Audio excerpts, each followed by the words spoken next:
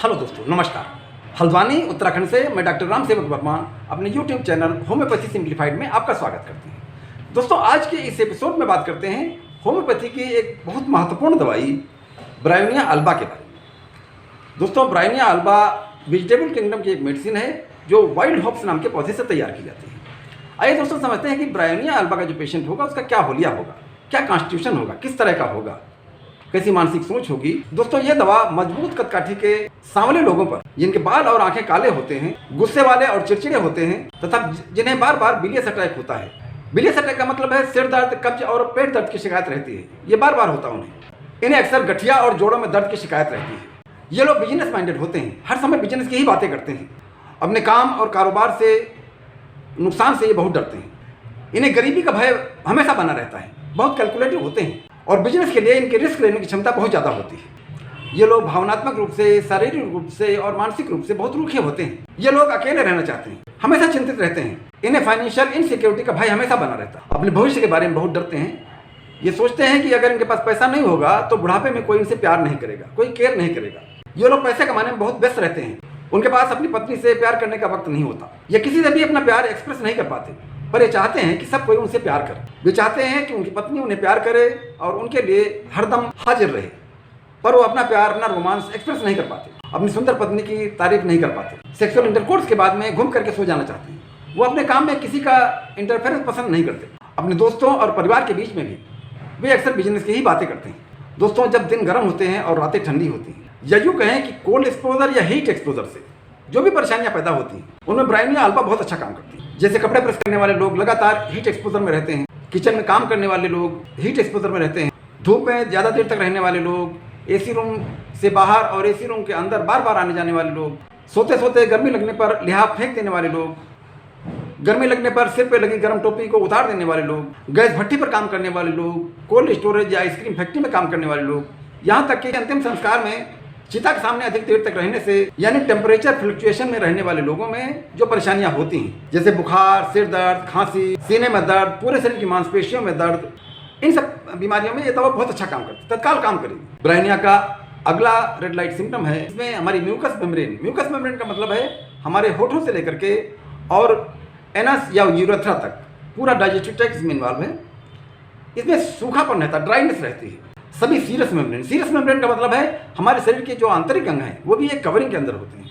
जैसे हमारा ब्रेन एक कवरिंग में होता है, हार्ट एक कवरिंग में होता है, लीवर अलग कवरिंग में होता है, स्प्लीन अलग कवरिंग में होता है, पैंक्रियाज अलग कवरिंग में होते हैं, मांसपेशियाँ अलग कवरिंग में होती हैं। तो जो कवरिंग है सीरस मेम्ब्रेन है, हड्डियाँ अलग कवरिंग में होती हैं। तो ये जो कवरिंग है सीरस मेम्ब्रेन है इसमें, और जो साइनोवियल मेम्ब्रेन है, साइनोवियल मेम्ब्रेन का मतलब है कि जो जोड़ों पर मेम्ब्रेन होती है, जो जोड़ों को फिसलने में मदद करती है।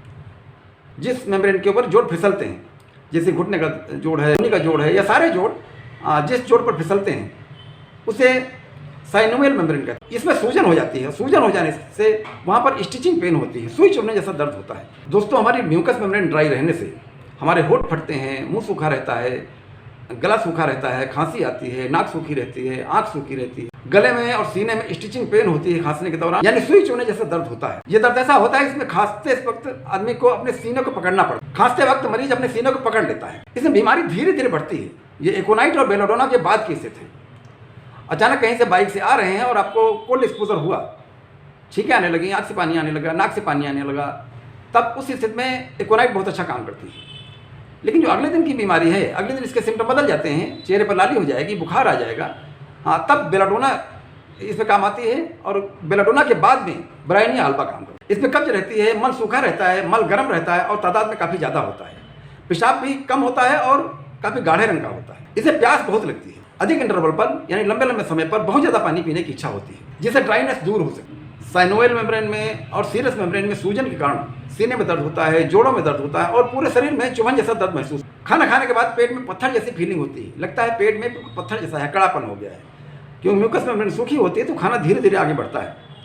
इसमें डकार लेने पर आराम मिलती है। महिलाओं में स्तन पत्थर की तरह कड़े हो जाते हैं। ऊंचे नीचे जमीन पर चलने से, जीना चढ़ने उतरने पर स्तनों को होल्ड करके रखना पड़ता है, वो इतना हार्ड हो जाते हैं। पीरियड अपने समय से पहले शुरू हो जाते हैं और तादाद में ज़्यादा आते हैं। चलने फिरने, करवट बदलने से परेशानी बढ़ती है। इसमें विकरियस डिस्चार्ज की एक परेशानी होती है, यानी किसी कारण से पीरियड रुक गए हैं तो नाक से खून आने लगता है। यानी एपिस्टाक्सिस शुरू हो जाती है। पेल्विक एरिया में स्टिचिंग पेन होता है, सुई चुभने जैसा दर्द होता है जो जांघों तक फैलता है। पीरियड के दिनों में ब्रेस्ट में सूजन हो जाती है और दर्द बढ़ता है। पीरियड की गड़बड़ी के साथ साथ इन लोगों में गैस्ट्रिक की गड़बड़ी भी हमेशा रहती है। गठिया और रूमेटॉइड अर्थराइटिस के लोगों में जोड़ों में सूजन के साथ साथ स्टिचिंग पेन होता है, यानी सुई चुभने जैसा दर्द होता है। मानसिक या शारीरिक हरकत से परेशानी बढ़ती है। कान में भी सूखापन होने से टिनाइटिस की परेशानी होती है, यानी कान में घरघराहट की आवाज़, सीटी बजने की आवाज़ होती है और चक्कर आता है। इसमें अगर कान में इस तरह की परेशानी होगी, टिनाइटिस की परेशानी होगी तो चक्कर भी आता है। खाने पीने के बाद में खांसी ज़्यादा आए और ज़्यादा देर खांसने पर थोड़ा सा कफ निकले। इसमें जो परेशानी है ये बढ़ती है मोशन से, यानी किसी भी हरकत से बढ़ेगी। और इसमें जो आराम मिलता है वो रेस्ट से आराम मिलता है, यानी आराम करने से आराम होता है, और प्रेशर से आराम होता है, और पेनफुल साइड पर लेटने से आराम होता है। यानी जिधर दर्द है उस करवट में लेट जाएंगे तो आपको आराम मिलेगा। आइए दोस्तों, ब्रायनिया अल्बा के जो रेड लाइट सिम्टम है इन्हें एक बार फिर से रिपीट कर लेते हैं। इसका जो पहला रेड लाइट सिम्टम है, इसका जो थीम है यानी जो कॉन्स्टिट्यूशन है वो बिजनेस माइंडेड है। इसके जो मरीज हैं ये मानसिक तौर पर, शारीरिक तौर पर और भावनात्मक रूप से रूखे होते हैं। इसमें सभी म्यूकस मेम्ब्रेन सूखी होती हैं और सीरस मेम्ब्रेन तथा साइनोवियल मेम्ब्रेन में सूजन और स्टिचिंग पेन होता है। लंबे लंबे इंटरवल पर ज़्यादा पानी पीने की इच्छा होती है। सभी दर्दों में, इसमें चाहे जो दर्द हो, चाहे गले में दर्द हो, सिर में दर्द हो, पेट में दर्द हो, स्टिचिंग पेन होता है। जोड़ों में दर्द भी स्टिचिंग पेन होगा, सुई चुभने जैसा दर्द महसूस होगा। इसमें कब्ज रहता है, मल सूखा रहता है, बहुत गर्म रहता है और तादाद में ज़्यादा होता है। पेशाब कम होती है और गाढ़े रंग की होती है। महिलाओं में विकेरियस डिस्चार्ज की परेशानी होती है, यानी किसी कारण से पीरियड रुक जाते हैं तो नाक से खून आने लगता है। सीरस मेम्ब्रेन और साइनोवियल मेम्ब्रेन में सूजन के कारण चुभन वाला दर्द रहता है। कोल्ड एक्सपोजर या हीट एक्सपोजर से जो भी परेशानियां होती है उसमें ये दवा बहुत अच्छा काम करती है। इसमें जो परेशानी बढ़ती है वो मोशन से बढ़ती है, हरकत से बढ़ती है, और जो आराम मिलता है वो रेस्ट से आराम मिलता है, यानी आराम करने से आराम मिलता है, प्रेशर से आराम मिलता है और पेनफुल साइड पर लेटने से आराम मिलता है। ये था मेरा वीडियो ब्रायनिया अल्बा के बारे में। दोस्तों यदि आपको अच्छा लगा हो तो प्लीज़ लाइक कीजिएगा, शेयर कीजिएगा और सब्सक्राइब कीजिएगा। ठीक है दोस्तों, मिलते हैं अगले वीडियो में। नमस्कार।